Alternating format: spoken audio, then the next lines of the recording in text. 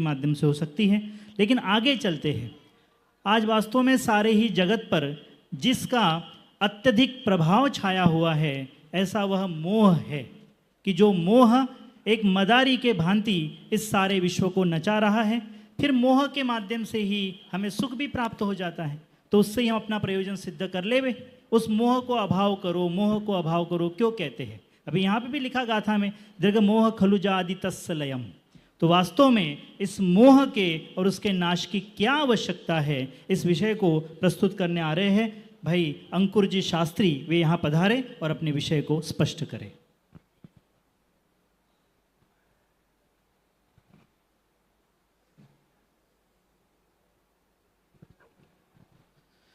जो मोह राग दोषे ऋणदी अवलब्ध जोर्णमवदेशम सो सव दुख मोक्षम पावदी अचिरेण कालेण।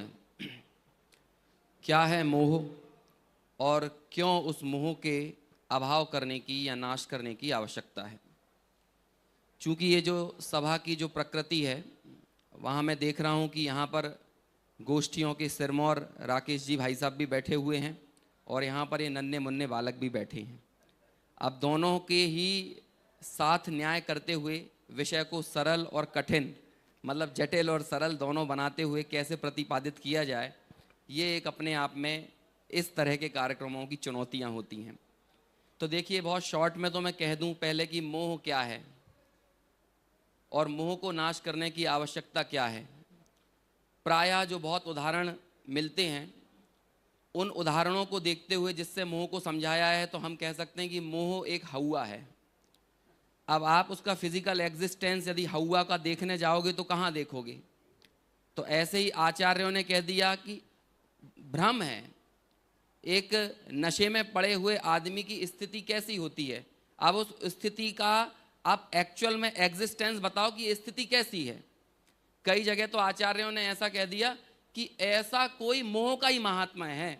मेरे हिसाब से सर्व विशुद्ध ज्ञान अधिकार में एक कलश ऐसा आता है कि निमित्त नैमित्तिक संबंध को ये जीव कार्य कारण संबंध मान रहा है, ये तो कोई मोह का ही महात्मा है। कोई मोह का महात्मा है, मतलब अब कोई मोह को कैसे इलेबोरेट किया जाए, ये आचार्य के लिए भी ऐसा लग रहा था, ये भी अवक्तव्य की तरह है। तो आचार्यों ने भी ऐसा कह दिया कि कोई मोह का महात्मा है। तो अलग अलग स्थानों पर इस मोह को समझाने के अलग अलग तरीकों का इस्तेमाल आचार्यों ने किया है। लेकिन जैसा कि इस गोष्ठी का संदर्भ और प्रसंग है, मुझे उसको ध्यान में रखते हुए यहाँ पर बात करना है। तो हम कोशिश ये कर रहे हैं कि वो जो जाणदी अरहंतम के आसपास की जो गाथाओं में जिस तरह से मोह की चर्चा की गई है, उसी तरह से मैं भी यहाँ मोह की बात करूँ। अब एक बात और आती है कि वो उस मोह को दूर करने की ज़रूरत क्या है।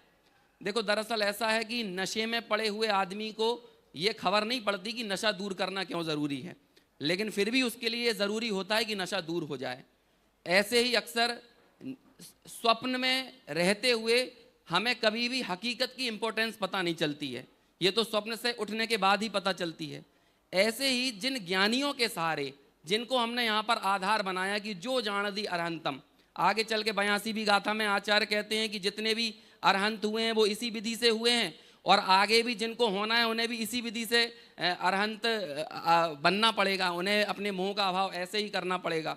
और कहते हैं कि ज़्यादा प्रलाप से क्या करना है, यहाँ तो मेरी मति अब व्यवस्थित हो गई है। तो इसलिए हम सब लोगों का भी दायित्व है कि आचार्य की 82वें नंबर की गाथा को ख्याल में रखें कि ज़्यादा प्रलाप से क्या करना है, मेरी मति यहाँ पर व्यवस्थित हो गई है। जब आचार्य ये कहते हैं तो हमें भी ये होना चाहिए कि मेरी मति वो व्यवस्थित हुई है कि नहीं हुई है। तो बात आती है कि आखिर वो मोह, यानी हम उन अरहंतों को देखकर ये पता चलती है कि मेरी पामरता की दशा, मेरे दुख का कारण यदि कोई बना हुआ है तो वो मोह है। और उन दुखों से छूटने के लिए, जो मैंने अभी मंगलाचरण किया अपने इस वक्तव्य से पहले 88वीं गाथा इसी प्रवचन सार ग्रंथ की, वहाँ पर आचार्य कहते हैं कि भाई दुखों से यदि छूटना है ना, तो दुखों से छूटने का उपाय यही है कि मोह का नाश किया जाए। और उस मोह को नाश करने की विधि क्या है? तो कहते हैं मोह के नाश करने की विधि है कि वो ही जो अरहंत का, जो देव गुरु शास्त्र के माध्यम से जो देशना मिलती है, वो जो जिन देशना है, समझ लीजिए तत्व विचार का जो रॉ मटेरियल है, वो जो कच्चा माल जिन अरहंतों के माध्यम से मिला है, उसका ही जब प्रोसेसिंग भीतर में चलेगी, वो ही हमारे मोह को क्षय करने में कारण बनेगी। अब उस मोह के चिन्ह क्या हैं? वो मोह है क्या? आखिर में सोनू जी भाई साहब ने अपने वक्तव्य के आखिर में वो गाथा 85वें नंबर की गाथा प्रस्तुत की थी। तो यहाँ पर वो 3 लक्षण ऐसे मोह के बताए कि भाई अट्ठे अजधा गहणम करुणा भावो या तिरिय मणु येसु विषयेषु चा प्रसंगो मोह सेदाणी लिंगाणी, कि उस मोह के लिंग, मोह के चिन्ह क्या हैं। तो पहला चिन्ह तो ये बताया कि पदार्थों का अन्यथा ग्रहण, इसे अलग अलग नामों से अलग अलग स्थानों पर कह दिए जाते हैं। तत्व के संबंध में अप्रतिपत्ति, विपरीत अभिनिवेश इत्यादि अलग अलग तरह से उस मूल एक बात को बताने का यदि प्रयोजन रहा है वही कि भाई जो वस्तु स्थिति है वस्तुतः तत्व जैसा है वह वैसा नहीं लगना। ये जो अप्रतिपत्ति का कारण है वो क्यों हुआ? तो कहते हैं इसके पीछे यदि कोई कारण है तो वो मोह है, वो भ्रम है।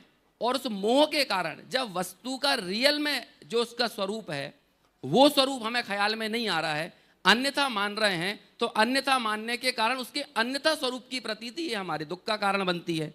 तो हम सबके दुख के कारण में कौन सी चीज मूल बनी? कहते हैं वही मोह। उसे ही टोडरमल जी कहते हैं भ्रम। अब इस मोह से उत्पन्न हुए दुख को दूर करने के लिए क्या करना है? तो टोडरमल जी का उत्तर है कि भ्रम जनित दुख को दूर करने का उपाय भ्रम दूर करना है। समझ में आया ना? तो सबसे पहला कारण क्या बताया? तत्व की अप्रतिपत्ति। अब जो दूसरा वाला पॉइंट है मोह के चिन्ह में, वो बड़ा, उसमें बहुत विरोधाभास और कॉन्ट्राडिक्शन खड़े होते हैं कि करुणा भाव वो मोह का चिन्ह है त्रियंचों के प्रति और मनुष्यों के प्रति। हालांकि जयसेनाचार्य इसका एक अर्थ और कर देते हैं कि करुणा का अभाव वो मोह का चिन्ह है, और ऐसा कह दिया निश्चय से करुणा भाव और व्यवहार से करुणा का अभाव मोह का चिन्ह है। लेकिन अमृतचंद्राचार्य ने 2 अर्थ नहीं किए। अमृतचंद्राचार्य ने एक ही कहा करुणा भाव मोह का चिन्ह है। अरे भाई, पहले वाले पॉइंट को भूलना नहीं है, दूसरा पॉइंट याद करते समय विपरीत अभिनिवेश के साथ, यानी तत्व की अप्रतिपत्ति के साथ, अयथार्थ ग्रहण के साथ, पदार्थ को सही ढंग से नहीं समझने के साथ जो कुछ भी करुणा भाव दिखाओगे ना, वो करुणा भाव हमारा कहीं ना कहीं ऐसा ही होगा कि हम संयोग से सुख दुख मानेंगे, संयोग, अनुकूल संयोग जुड़ जाने से सुखी। और हमारे लौकिक में भी करुणा ऐसे ही तो चलती है। किसी ने प्याऊ बना दिया तो लगने लगा कि ये भाई बहुत बड़ा महान काम हो गया है। समझ में आया? रोटी बंटवा दी, कपड़े बंटवा दिए, तो इससे लगने लगता है कि ये बहुत बड़ा काम हो गया। तो मूल में भूल तो ये पड़ी रहती है ना कि संयोग सुख दुख का कारण है। तो ऐसे अयथार्थ तत्व की अप्रतिपत्ति के साथ यदि करुणा भाव भी है तो वो भी मोह का चिन्ह है। और तीसरी चीज जो है विषयों का संग, विषयों में घुसने की भावना। निरंतर ये लगता है कि जो सुख आ रहा है वो कहाँ से आ रहा है? कि वो विषयों से ही आ रहा है। अब वो विषय से यदि सुख मान रहा है तो वो अरहंत को नहीं जान रहा। 62वें नंबर की गाथा में प्रवचन सार में पहले कह के आ गए हैं, ये अभव्य कौन है? जो भगवान के अतीन्द्रिय सुख से ज्यादा जो अपना सुख मानता है, यही साक्षात अभव्य का लक्षण है। अब आप, उसने जब विषयों से सुख माना तभी तो विषयों का संग किया ना, और विषयों का संग किया, विषयों में सुख माना, तो उसने अरहंत के अतीन्द्रिय सुख को कहाँ जाना? ये सारा का सारा जो भ्रम चल रहा है, ये हेल्यूसिनेशन है, ये जो इल्यूजन है, ये किसके कारण है? ये ही मोह का चिन्ह है। और ऐसे उस मोह के चिन्ह को ये चिन्हों से जिस आपने मोह को आइडेंटिफाई किया, उस मोह का नाश करने के लिए क्या करना पड़ेगा? कि जिन्होंने अंतिम ताव पर पकाए गए सोने की भांति, है ना, जो अरहंत भगवान है, जब हमने उनका स्वरूप देखा और निर्धारण किया सुख क्या है, सच्चा स्वरूप तत्वों का क्या है, ये निर्णय किया, उस निर्णय के साथ हमें पता चला कि इनकी देशना जो बताएगी उसी से उस मोह का अभाव होगा। 88वें नंबर की गाथा में उसका आंसर लिख देते हैं कि मोह का क्षय क्यों होता है और क्यों जरूरी है। ये भी मेरा विषय था ना, तो इसलिए जरूरी है, वहीं उसका उत्तर है। क्या है? यदि दुखों से छूटना है ना, पहले तो प्रूव किया कि जो दुख है वो मोह के कारण है। अब इस दुख को से छूटना है तो क्या करना पड़ेगा? कि ultimately you have to process, है ना, कि किसकी प्रोसेस करना पड़ेगा? कि जो अरहंत भगवान से जो उपदेश मिला है वही तत्व विचार, तत्व निर्णय के जरिए पहले गर्भित शुद्धता और बाद में वही गर्भित शुद्धता सम्यक शुद्धता में बदलेगी। पहले तो वो चल रहा है विचार रूप से, सविकल्प रूप से, और बाद में वही 86वें नंबर की गाथा के आखिर में आता है भाव शुद्ध ज्ञान से दृढ़ किए हुए, है ना, द्रव्य शुद्ध का जो अवलंबन लेता है, ऐसे वो मोह क्षय का उपायांतर है, उससे मोह का नाश होता है। लेकिन उस पूरी प्रक्रिया में जो मूल चीज हमारे सामने आई, एक तो अरहंत के स्वरूप को जानना, और अरहंत के स्वरूप को कैसे जानना? कि वो स्वाध्याय से जानना। तो यहाँ भी जिनेंद्र देव भी आ गए और जिनवाणी भी आ गई। इस तरह से जब सम्यक प्रकार से इस पूरे तत्व का निर्धारण करके वो अयथार्थ प्रतिपत्ति जो थी वो दूर होती है, तो फिर उस मोह का अभाव होता है। और उसके बाद जब मोह का अभाव हो जाता है तो सहज हमारे हृदय से निकलता है, अब अधिक प्रलाप से क्या, मेरी मति तो व्यवस्थित हो गई है। बैठ जाऊं या खड़े खड़े ही उत्तर देना है?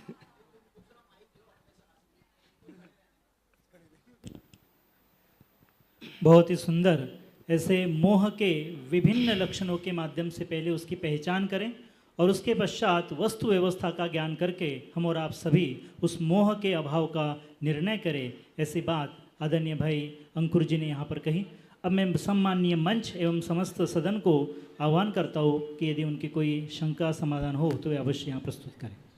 स्वर्णलता भाभी जी।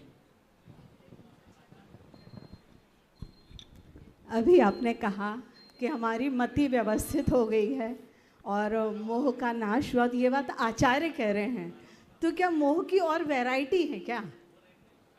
देखिए, सही उत्तर की तो वैरायटी ज़्यादा नहीं होती है, गलत उत्तरों की बहुत वैरायटी होती है ना। तो मोह के कारण मोह की कितनी वैरायटी बताएं? ये जितना भी जगत में राग का नाच चल रहा है ये सब मोह की वैरायटी है ना। कभी वो शुभ के रूप में अलग अलग रूपों में नजर आती है, कभी वही अशुभ रूप में नाना प्रकार से नजर आती है। तो उस वैरायटी का तो कोई अंत नहीं है। नहीं, मेरी बात ये है कि आचार्य ये बात कह रहे हैं, तो अभी उनके मोह का नाश हुआ, तो उसके पहले क्या हुआ था? चौथे गुण स्थान में, पांचवे में, अब छठवें में हो रहा है, तो वो वैरायटी की पूछ रही हूँ मैं। देखो, इसके अभी वो यदि चारित्र, देखो अभी यहाँ पे तो बात चल रही है ना मोह के अभाव की। 86वें गाथा की भी हम बात करें तो वहाँ पर एक शब्द आया है प्राथमिक भूमिका वाले की। तो यहाँ पर तो मुख्य रूप से दर्शन मोह की बात चल रही है। और देखो शब्दों का प्रयोग समझिए। 86वीं गाथा में बोलते हैं आगम में क्रीड़ा करके, और 232वीं गाथा में बोलते हैं आगम में व्यापार प्रधानतर है। व्यापार करते हैं बड़े लोग और क्रीड़ा करते हैं बच्चे। दर्शन मोह का अभाव करना है बच्चों को और चारित्र मोह का अभाव करना है बड़ों को, तो उन्हें आगम में व्यापार करना पड़ेगा और इन बच्चों को आगम में क्रीड़ा करना पड़ेगा। अपन क्रीड़ा करेंगे तो दर्शन मोह का अभाव होगा और वो व्यापार करेंगे तो चारित्र मोह का अभाव होगा।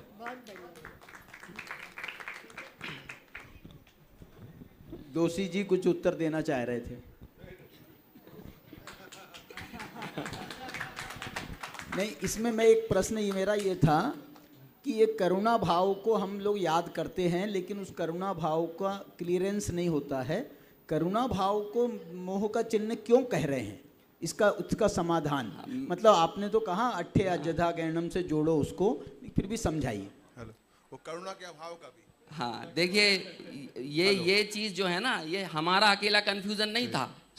मुझे लगता है कि ये तो जयसेनाचार्य भी इसको नहीं बोल पा रहे थे अकेले उन्हें भी करुणा भाव अकेला कहना, करुणा का अभाव कहना, मोह का चिन्ह मानना, ये उन्हें स्वीकार नहीं हो रहा था। इस गोष्ठी में आने से पहले सोनू जी से यही चर्चा चल रही थी कि भाई उसको छायोपशमिक भाव माना। अब छायोपशमिक भाव को बंध का कारण कैसे कह दें, है ना, ये वाली बात हो रही थी। तो इसलिए वहां पर करुणा भाव के साथ साथ करुणा अभाव। छायोपशमिक भाव किसने कह दिया? अब ये तीसरी बात आ गई। नहीं, सोनू जी आप उत्तर दोगे क्या इसका? है ना, आपके दिमाग में बहुत सारी चीजें चल रही।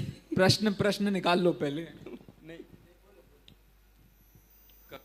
करुणा भाव वहाँ यही था कि जैसे क्षयोपशमिक चारित्र है, तो क्षयोपशमिक चारित्र में देशघाती प्रकृति का जो उदय है, उसके कारण ये सब। तो करुणा भाव को कहाँ का? क्षयोपशमिक चारित्र को कहा? चर्चा वो कुछ दूसरे डायरेक्शन वाली थी, उन्होंने उल्लेख कर दिया। हाँ, बताओ।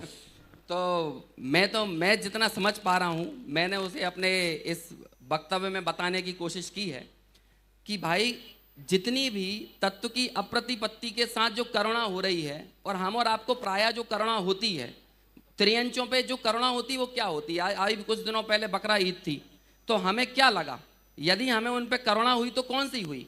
कि हमें यही लग रहा है ना कि यदि वो जीते रहते, बढ़िया रहते, तो हमें लगता कि वो जीवित मरण का कारण, सुख दुख का कारण ये कोई और व्यक्ति है। तो जब हम ऐसा मान रहे हैं कि सुख दुख जीवन मरण इनका कोई ना कोई दूसरा निमित्त है, और वही यहाँ वाली फिर वही बात आ जाएगी, निमित्त नैमित्तिक संबंध को कर्ता कर्म संबंध ये मानता है, ये मोह का चिन्ह है। सर्वशुद्ध ज्ञान अधिकार में ऐसा श्लोक अमृतचंद्राचार्य ने लिखा है। तो जितनी भी करुणा इस जीव के देखी जा रही है, वो कहीं ना कहीं ऐसी ही है कि वो निमित्त नैमित्तिक संबंध में अपने आप को मानने लगता है कि मैंने इसका भला कर दिया, इसने फलाने व्यक्ति ने बुरा कर दिया। अब देखो, बुरा करने वाले पर द्वेष आए बिना नहीं रहेगा और भला करने वाले पर राग आए बिना नहीं रहेगा। अब जब राग द्वेष की ये उत्पत्ति हो रही है तो पीछे कहीं ना कहीं जो मूल कारण है वो क्या है? ये मोह का ही चिन्ह है। भाई बस लीजिए। बस थोड़ा सा बोलूँगा, ज़्यादा नहीं बोलूँगा क्योंकि मैं पहले डांट खा चुका हूँ। मतलब मैं कहना चाह रहा था कि जैसे अभी करुणा भाव और क्षयोपशमिक भाव की बात अभी आई है, क्योंकि जब भी विकार उत्पन्न होता है तो क्षयोपशमिक भाव वाले को ही होता है, पूर्ण क्षयिक भाव वाले को नहीं होता। इसे उपचार से उसे करुणा भाव को क्षयोपशमिक भाव कहते हैं, परमार्थ से वो विकारी है। मैं आपको पूछूं भाई साहब, धवला में करुणा भाव को आत्मा का स्वभाव भी माना है, पारिणामिक भाव भी माना है वो उसको। वही वाली चर्चा चल रही थी उसी संदर्भ।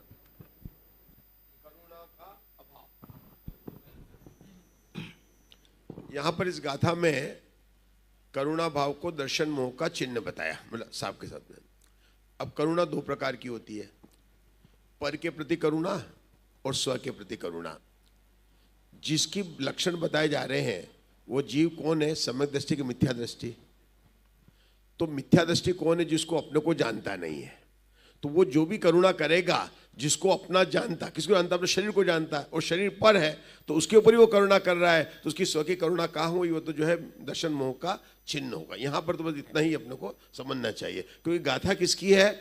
दर्शन मोह के चिन्ह की गाथा है। सामान्य 3 गाथा तो अपन जानते हैं, बाकी एक शब्द जो प्रवचन सार की इस गाथा में आया कि करुणा का भाव किसके प्रति कहा? मिथ्या दृष्टि कर रहा, और मिथ्या दृष्टि शरीर को अपना मान रहा है, अपने को तो जानता ही नहीं है, तो उसके स्व के ऊपर करुणा नहीं है, तो दर्शन मोह का चिन्ह हो। हाँ बेटा चलो आगे बढ़े। एक बिंदु और है इसमें। एक मिनट, करुणा का भाव तो वीतराग भाव हो गया ना।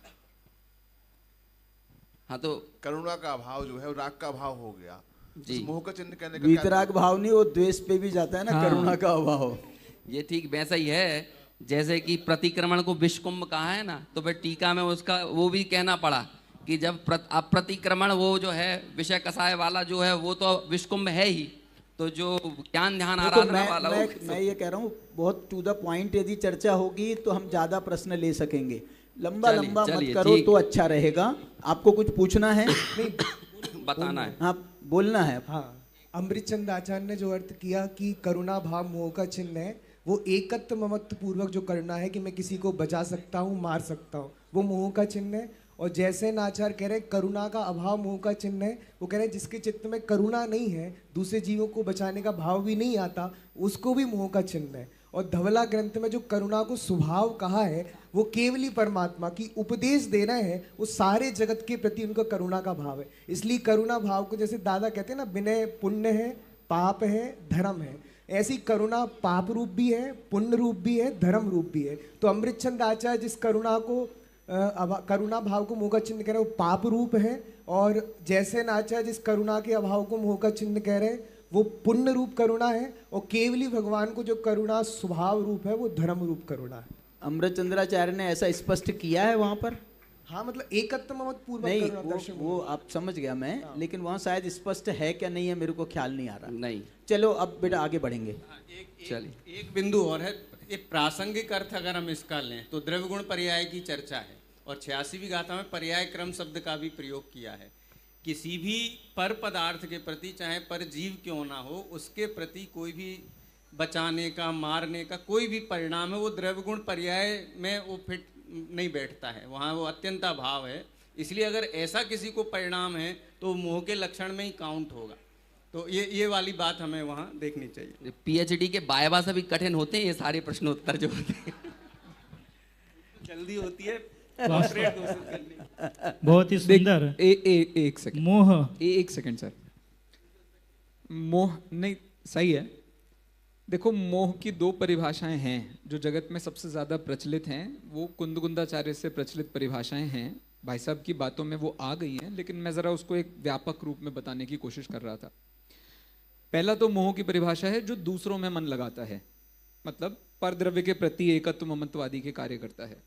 दूसरी मोह की परिभाषा है जो अपने को नहीं समझ रहा है, मतलब मोहराग द्वेष में लगा हुआ है। ये 2 परिभाषाएं अपनी अपनी जगह बहुत बड़ा स्थान रखती हैं। यदि आपको अपनी लाइफ में किसी भी चीज के लिए किसी की भी जरूरत पड़ रही है, खाने पीने उठने बैठने रहने, कोई भी चीज हो सकती है, वो ये सब मोह का चिन्ह है। और दूसरा क्या बता रहे हैं, अगर आपको अपने काम के लिए भी अपनी किसी इच्छा की जरूरत पड़ रही है, मेरे को इच्छा नहीं होगी तो मैं पढ़ नहीं पाऊंगा, मेरे को इच्छा नहीं होगी तो मैं खेल नहीं पाऊंगा, मुझे इच्छा नहीं होगी तो मैं कोई काम नहीं कर पाऊंगा, ये दोनों ही मोह हैं। दर्शन साहित्य में इच्छा को हिंदू दर्शन सबसे अच्छा मानता है। आपको इच्छा नहीं होगी ना तो कुछ नहीं मिलेगा, जिसको इच्छा होती है उसी को कुछ मिलता है, इच्छा ही नहीं होगी कुछ नहीं मिलेगा।